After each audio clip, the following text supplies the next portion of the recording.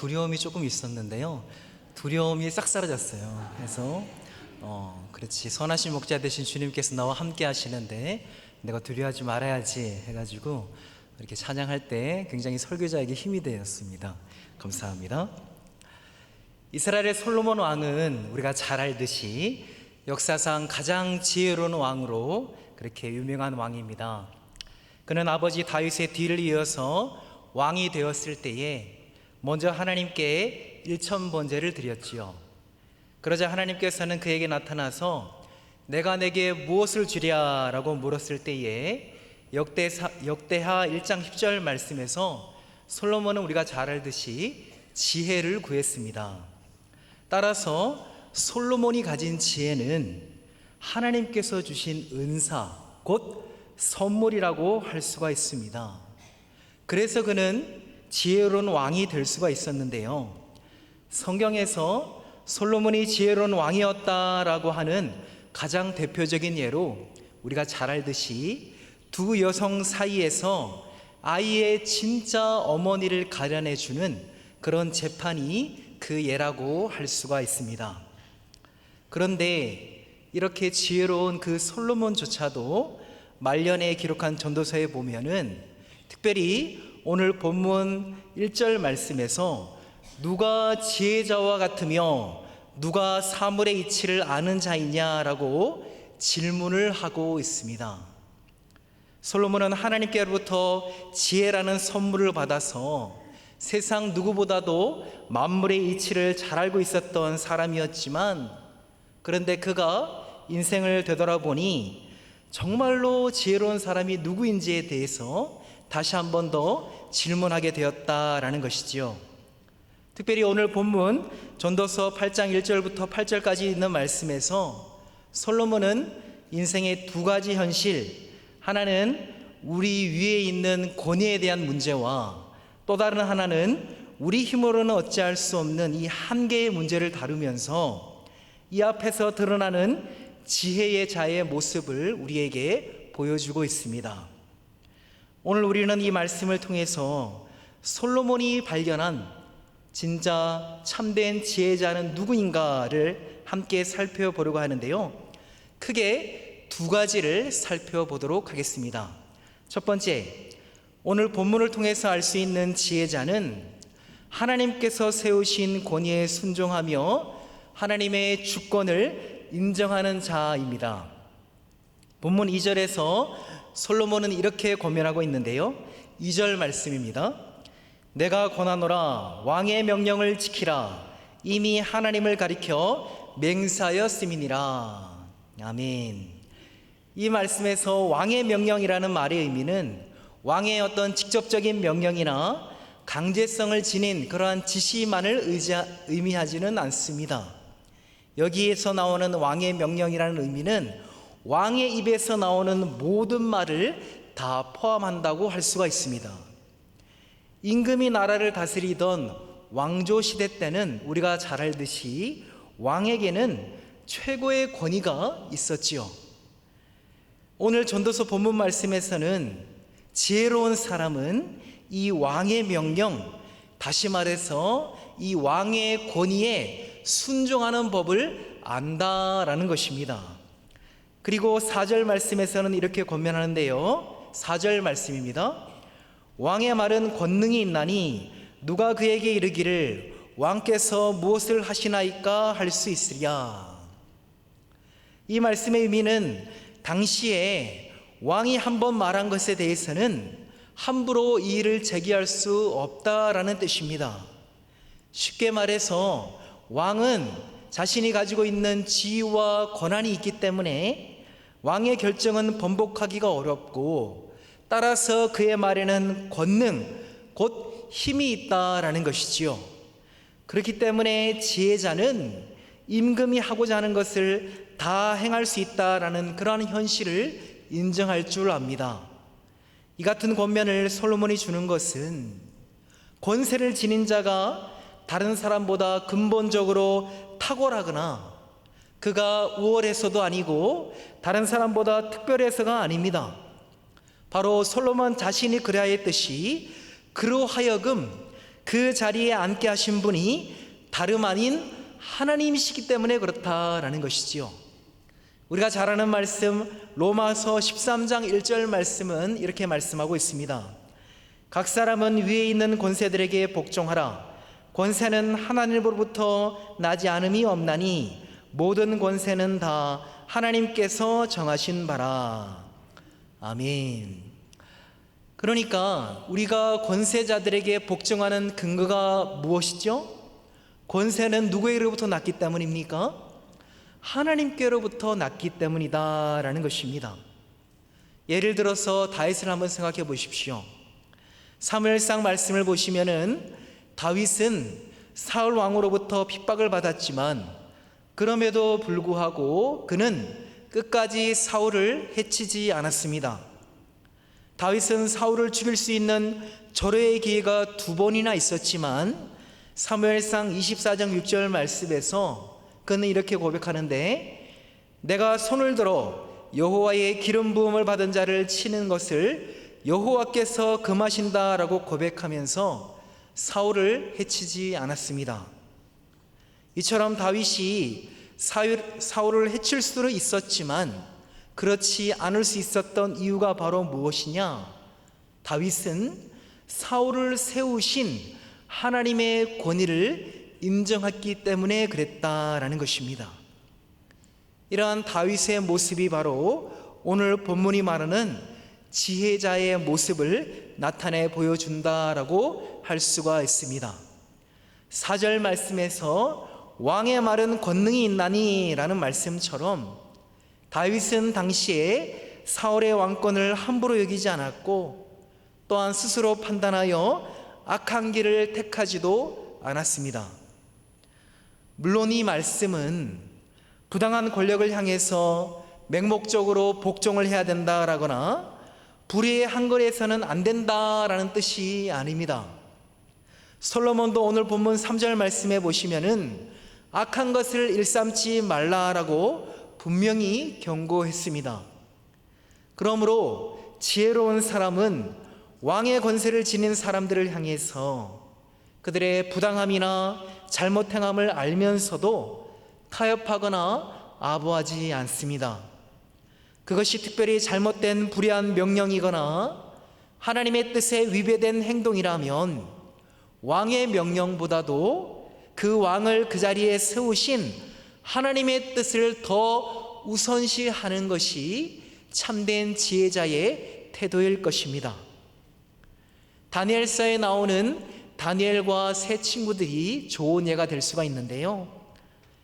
다니엘과 세 친구들은 비록 그 당시에 이방 왕을 섬기는 포로 신분이었지만 그러나 그 가운데서도 그들은 왕의 명령에 순종하면서 최선을 다해서 섬겼던 것을 우리가 잘 알고 있습니다.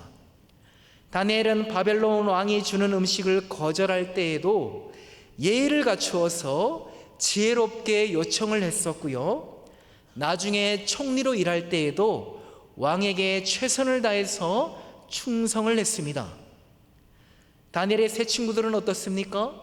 사드락과 메삭과 아벳느고 역시도 느부갓네살 왕의 행정명령들에 순종했던, 그렇게 순종하며 살았던 충성된 관리들이었습니다.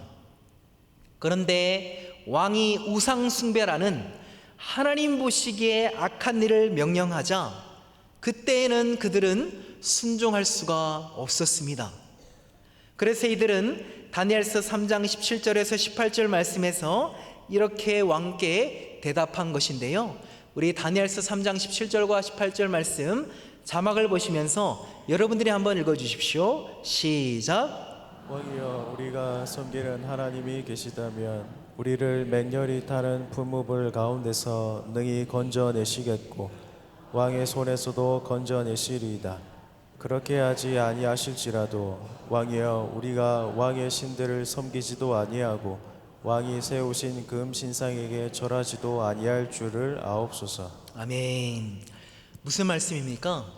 다니엘과 그의 세 친구들은 비록 자신들이 왕이 명령한 금신상에게 절하지 않으면 풀무불에 들어가게 된다는 것을 알고 있었지만 그럼에도 불구하고 금신상에 절하는 것은 하나님의 뜻에 어긋나기에 왕의 명령이라고 할지라도 단호하게 거절했던 것입니다. 이것이 바로 지혜자의 모습인 것이죠. 여러분, 지혜자는 누구입니까? 오늘 본문에 나오듯이 그는 권위를 인정하고 세워진 권위에 순종할 줄 아는 자입니다. 하지만 권위에 대한 복종과 하나님께 대한 순종 사이에서 갈등할 때에 지혜자는 분별력을 가지고 하나님을 경외함을 선택합니다. 그러나 그 태도마저도 반역이나 어떤 폭동이 아니라 겸손하고도 단호한 모습으로 그렇게 순종의 모습으로 나타난다라는 것을 우리는 배워야 될 것입니다. 다니엘의 세 친구들은 비록 왕의 명령을 어겼지만 그 왕에게 대들거나 저주하지 않았습니다. 그저 하나님의 뜻에 따라서 조용히 불복종하고 형벌을 달게 받았습니다. 이처럼 지혜자는 하나님께 대한 맹세를 지키기 위해서 세상의 권세 앞에서도 바른 양심을 지키며 악을 행하라는 유혹에 타협하지 않습니다. 이것은 결국 하나님을 두려워함, 곧 하나님을 경외하는 마음이 있기 때문에 가능한 태도입니다. 우리는 여기서 지혜와 하나님의 경외함의 이 연결고리를 발견할 수가 있는데요. 우리가 잘 아는 말씀 잠언 9장 10절 말씀에서는 여호와를 경외하는 것이 곧 무엇의 근본이다 말씀하고 있죠? 지혜의 근본이다 라고 말씀하고 있잖아요. 왜 그렇죠? 참된 지혜는 어디에서 나오기 때문에?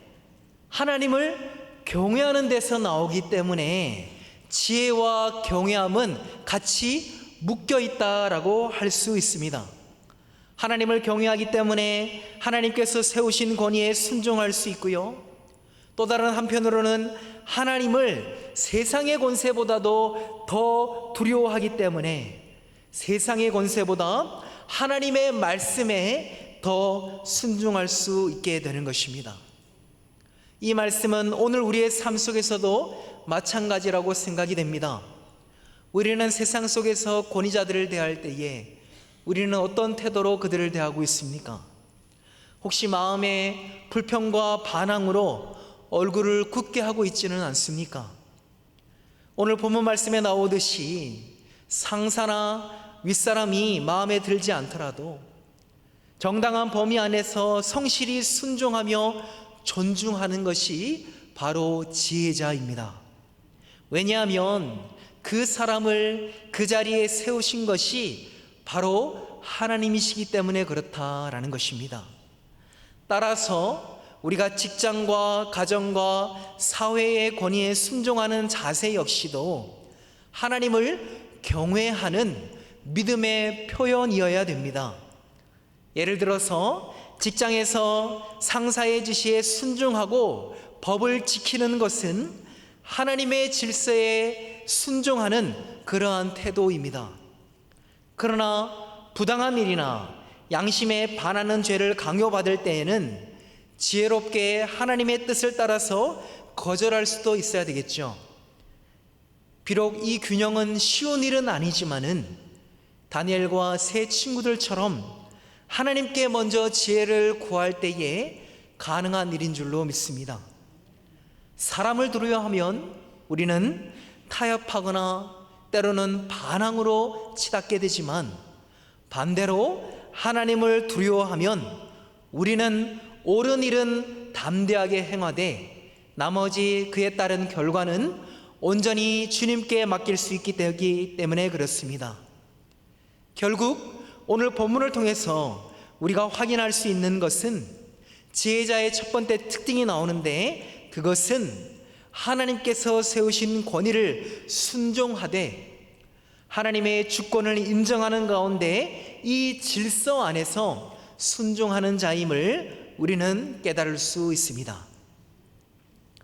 두 번째, 오늘 본문을 통해서 확인할 수 있는 지혜자의 모습은요, 지혜자는 때와 판단을 분별하고 겸손히 자신의 삶을 하나님께 맡기는 자이다라는 것입니다.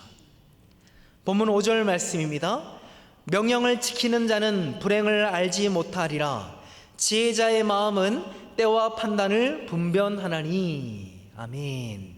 이 말씀에 나오는 여기 때와 판단이라는 말의 의미에서 때는 일마다 적절한 시기를 가리키고요, 판단이라는 것은 하나님의 공의로운 판결을 의미하고 있습니다. 이처럼 지혜자는 언제 무슨 일이 일어날지, 하나님께서 심판을 행하실지 그때를 살피면서 분별하는 자입니다. 쉽게 말해서 모든 일이 결국에는 하나님의 정하신 때에 하나님의 뜻대로 이루어진다라는 사실을 기억한다라는 것이죠. 이어지는 6절 말씀을 보십시오. 무슨 일에든지 때와 판단이 있으므로 사람에게 임하는 화가 심함이니라. 아멘.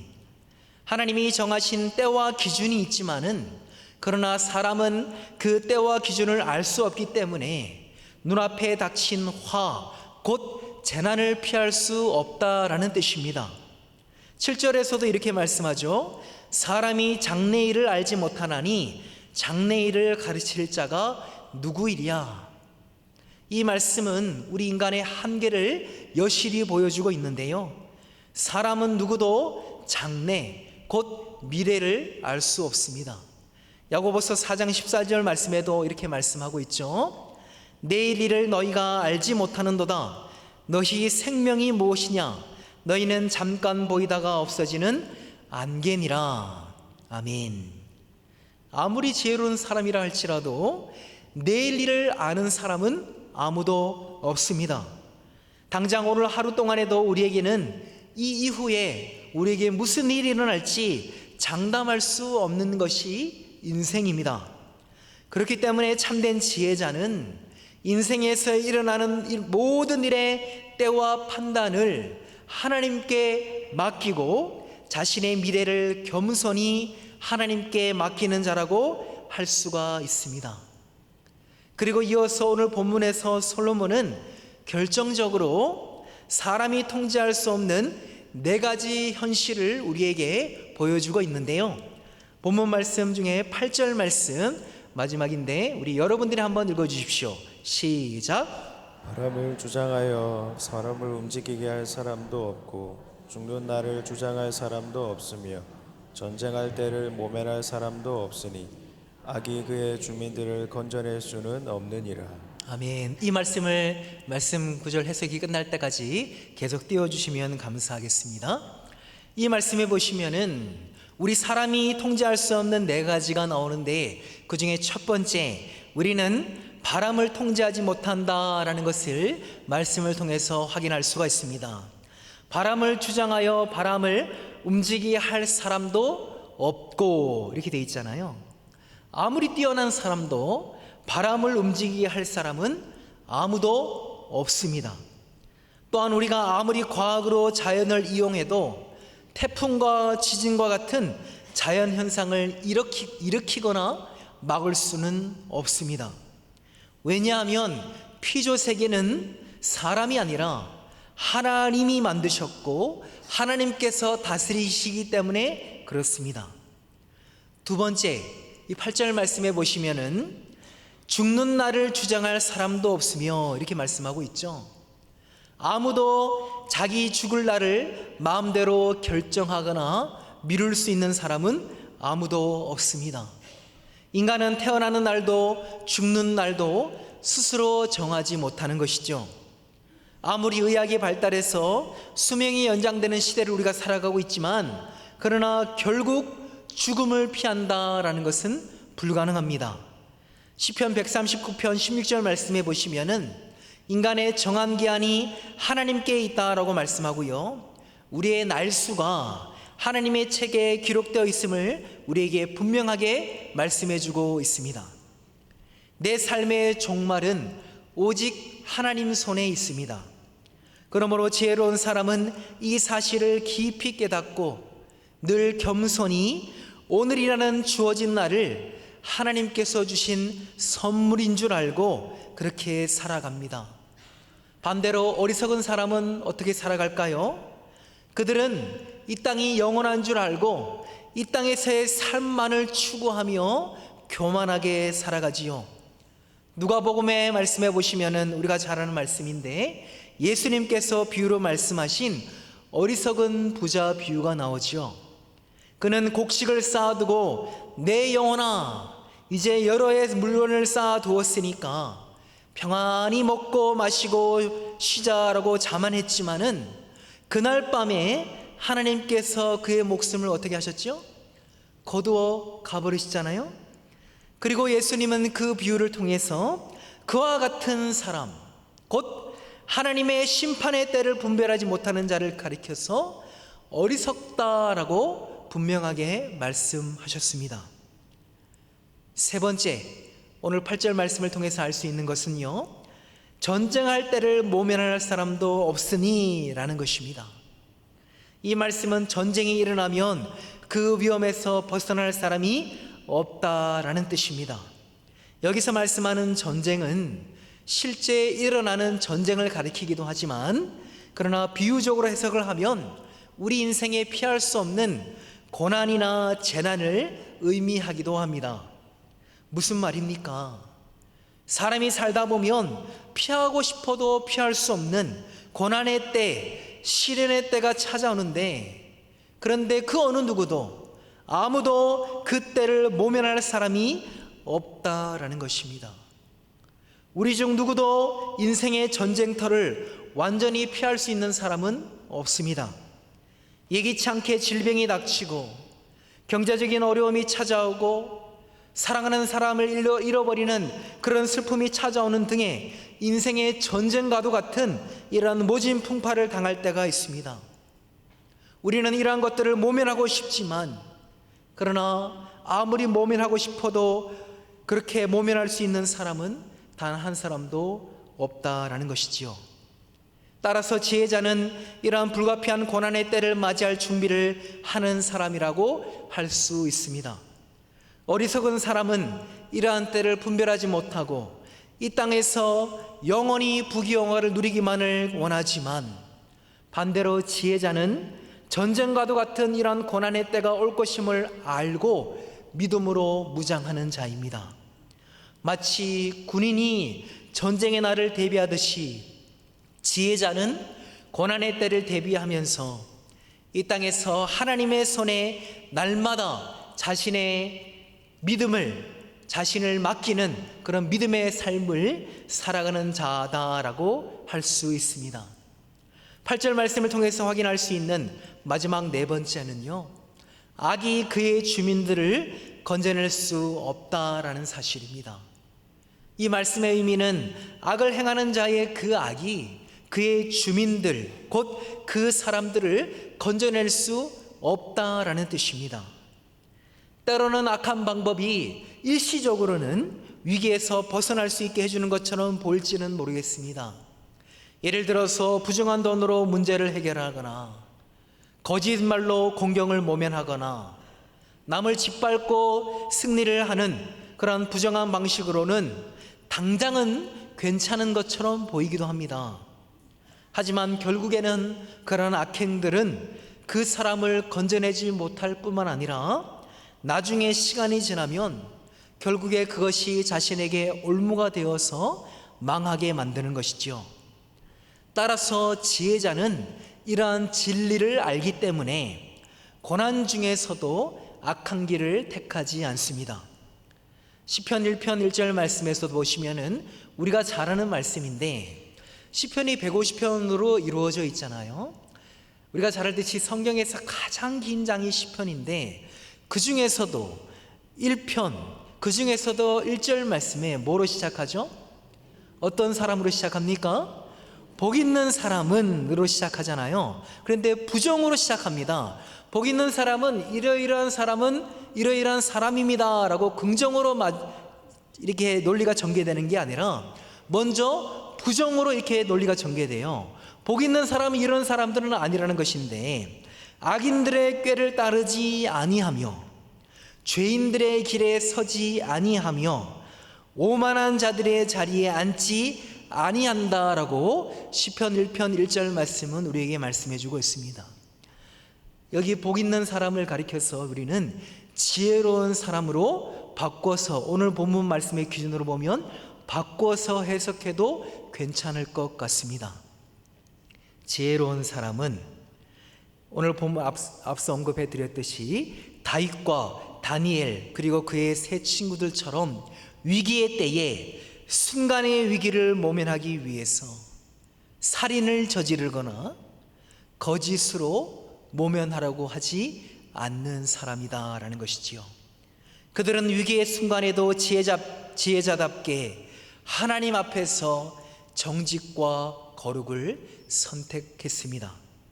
왜냐하면 악이 그들을 건져내지 못할 것을 알았기 때문입니다. 오직 하나님만이 이 고난에서, 이 위기에서 자신들을 건져내실 것을 그들은 알고 믿었습니다. 이처럼 8절 말씀에 열거된 네 가지 한계 상황은 모두 다 우리 인간의 무능함을 말해주고 있습니다. 그렇다면 이러한 현실이 우리에게 말해주는 말은 무엇일까요? 우리 인간은 결코 자기가 인생의 주권자가 아니다라는 사실을 우리에게 말해주고 있습니다. 오직 하나님만이 생사화복을 주관하시는 절대 주권자가 되십니다. 우리는 내일 무슨 일이 일어날지 알지 못하지만 하나님은 온 우주 만물을 창조하셨고 지금도 다스리시고 주관하고 계십니다. 우리가 아무리 노력해도 우리에게 정해진 이 죽음을 1분 1초도 미룰 수 없지만 하나님은 영원한 생명을 결정하십니다. 그러므로 지혜로운 성도는 감히 자신의 힘으로 자신의 삶을 좌지우지하려고 하지 않습니다. 대신에 하나님의 때를 분별하면서 겸손히 자신의 삶을 창조주 되시는 하나님께 온전히 내어 맡겨드리는 자일 것입니다. 제가 강서구에 있는 신도림에 있을 때 거기에 있는 교회를 6년을 섬겼었는데요. 그때 당시에 제가 이제 새벽기도 설교를 마치고 내려와서 기도를 하고 나왔는데, 그 당시에 오늘과 같은 본문은 아니었지만 다른 본문에서 제목이 하나님의 주권이었습니다. 그래서 제가 설교를 마치고 내려와서 있다가 이제 떠나려고 하는데 갑자기 뒤에 한 장로님께서 저를 붙잡으시는 거예요. 그러면서 이렇게 질문을 하셨습니다. 그때는 제가 전도사 시절이었는데, 전도사님, 어떻게 하나님의 주권을 알게 되셨습니까? 이렇게 질문을 던지시는 거예요. 감감히 생각해 봤는데 왜 이런 질문을 하시냐 이렇게 생각해 보니까 본인의 삶을 이렇게 쭉 얘기하시면서 솔직히 고백하건대 본인은 이 하나님의 주권을 알기까지 60년이 걸렸다라고 얘기하십니다. 60년. 그런데 웬 새파랗게 젊은 전도사가 올라가가지고 하나님의 주권에 대해서 이제 설교를 하는데 주구장창 옳은 말만 하고 있으니까 자기 깜짝 놀랐다는 거예요. 어떻게 하나님 주권을 알게 되셨냐 그러면서, 저도 모태신앙 40년입니다 얘기할 거 했지만 얘기는 하지 않고 이제 장로님이 이제 쭉 얘기하시는 걸 들어봤는데, 그분의 장로님의 고백은 그렇습니다. 인간이 하나님을 경외하기까지, 하나님의 주권을 인정하기까지 그렇게 쉽게 간단히 되지 않는다라는 거예요. 하나님께 수없이 매를 맞아보고 하나님을 떠나기도 해보고 그러다가 돌아온 탕자처럼 천부의 의지 없어서 돌아왔을 때, 그때 비로소 그 나이 되니까 이제 비로소 하나님이 내 인생의 삶의 주인이다라는 게 고백이 된다라고 말씀하셨습니다. 그리고 제가 3년 전에 공주에서 사역을 했었는데 그때도 마찬가지였습니다. 그때 당시에 이제 새벽기도 끝나면은 그 한 장로님께서 늘 이제 국밥집에 데려가 주셨어요. 그래서 이제 국밥을 사주셨는데 항상 이제 간증을 저에게 해주셨는데 사실은 늘 똑같은 간증을 늘 들려주셨어요. 한 10번 들었나? 그래서 이제 다 외우게 됐는데, 그런데 그날은 그 간증을 또 하셨죠. 하시다가 이제 이런 얘기를 갑자기 하시답니다.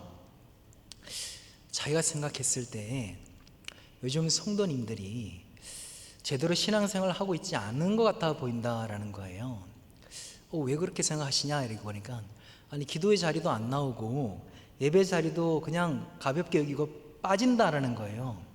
그러면서 그 공주에 계신 장로님 표현으로는 좀 그렇지만 왜 그러냐고 자기 생각해 보니까 하나님께 덜 터져서 그랬다는 거예요. 하나님께 덜 얻어맞아가지고 수없이 터지면 나오지 말라고 해도 기도하고 예배 자리에 빠짐없이 참석할 텐데 하나님께 덜 터져서 예배를 쉽게 여기고 가볍게 여긴다라는 거예요. 무슨 말입니까?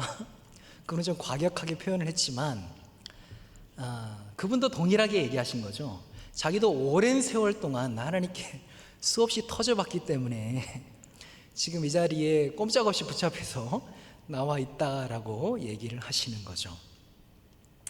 이걸 좀 신학적으로 좀 정리를 해봤습니다. 하나님은 당신의 택한 백성들, 유기된 자녀들 말고 택한 백성들은 어떻게 하시죠? 잘못된 길로 갈 때에 신실하게 징계하시잖아요. 매를 드시잖아요. 왜 그렇죠? 미워해서가 아니라 사랑하기 때문에 그렇죠. 그리고 하나님은 자신의 택한 백성들을 자녀 삼으실 뿐만 아니라 영원한 하나님 나라에까지 들어가기까지 끊임없이 연단하십니다. 그래서 우리는 때로는 매를 맞는다라는 느낌을 가질 때가 있는데, 이걸 가리켜서 교리적으로 성화의 과정이다라고 말씀할 수 있겠고요. 그리고 이 과정은 언제까지 지속되느냐? 우리가 영원한 천국에 들어갈 때까지 끝까지 지속됩니다. 이걸 바로 견인의 교리다라고 할 수 있습니다. 두 분의 장로님의 동일한 고백은 그렇습니다. 나의 주, 나의 왕이 정말 하나님이시라는 고백이 되기까지는 60년 오랜 세월 지나서야지만이 이루어질 수 있다라고 고백을 하신 거예요. 여기 60 넘으신 장로님 권사님들 계실 텐데 여러분은 어떻게 생각하십니까? 여러분 나이 좀 돼봐야, 수없이 얻어 터져봐야 이제 하나님의 주권을 인정할 수 있는 것입니까? 저는 지난주에도 그렇고 종종 아이들에게 설교를 하는데, 이거를 굳이 뜨거운 물에 조직의 쓴맛을 봐야 깨달을 수 있냐? 미리 깨닫게 되면 얼마나 큰 축복된 삶을 살아갈 수 있지 않느냐? 지름길이 있는데 뜨거운 걸 알면서도 계속 뜨거운 것을 반복하면 계속 매를 맞겠죠. 사랑하기 때문에. 그런데 그건 사랑의 매이잖아요. 하나님이 답을 알려주시고 우리를 보내시고 인도하고 계시잖아요. 그러니까 책을 통해서든 간접 경험을 통해서든 이런 간증들을 통해서든 우리가 좀 일찍 깨달으면 얼마나 좋을까라고 생각을 좀 해보게 되었습니다. 19세기 미국 복음주의권에서 성경 연구가로 사역하셨던 아더 핑크 목사님이 계시는데요. 그분이 쓰신 책 중에 하나님의 주권이라는 책이 있습니다. 그 책에 보면 이런 대목이 나오는데 제가 한번 읽어드리겠습니다. 하나님의 주권을 참으로 인식하면 하나님이 뜻하시는 대로 우리를 처분하실 완벽한 권리가 하나님께 있음을 천명하게 된다. 전능하신 하나님의 즐거워하심에 굴복하는 자는 하나님 보시기에 좋은 대로 우리를 처분할 절대적인 권리가 하나님께 있음을 인정하게 된다. 만일 그 마음이 피투성이가 되어 있는데도 하나님이 가난, 질병, 친지의 죽음을 주시기로 선택하셨다면 온 땅을 심판하시는 하나님이 올바르게 행하였으리라고 말할 것이다. 이 생의 순례길을 마칠 때까지 신자의 마음속에 육적인 생각이 남아있기 때문에 종종 갈등도 생길 것이다. 그러나 이 복된 진리에 실제로 굴복한 자의 가슴에는 갈등이 생길 망정 그 옛날 거친 물결이 일던 게네사렛 호수에서 잠잠하라 고요하라 라고 말씀하셨을 때와 같은 그 목소리를 듣게 될 것이다.